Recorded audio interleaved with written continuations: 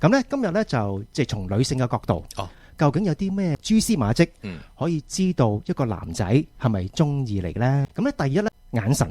嗱，通常咧，即係如果一個男仔中意一個女仔咧，就會好多時候會偷望佢嘅。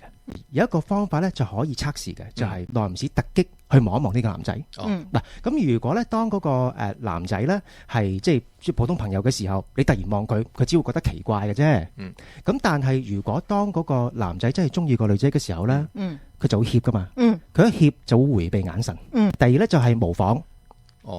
咁當一個男仔中意一個女仔嘅時候咧，即係佢會模仿佢一啲嘅動作。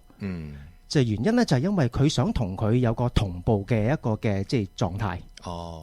咁打個比喻，即係可能你可以嘗試做一啲小動作，即係譬如可能你諗緊嘢嘅時候，可能拗下個頭啊，或者即係諗緊嘢嘅時候拖一拖下巴。如果個男仔真係中意個女仔嘅時候咧，佢會跟住佢去做。當你望到佢會不自覺地去做同你類近嘅一啲嘅身體動作嘅時候咧，身體即係一啲嘅微動作嘅時候咧，就代表佢想同你同步嘅意思，就係即係佢想即係同你一個更進一步嘅發展。第三咧就係表現自己。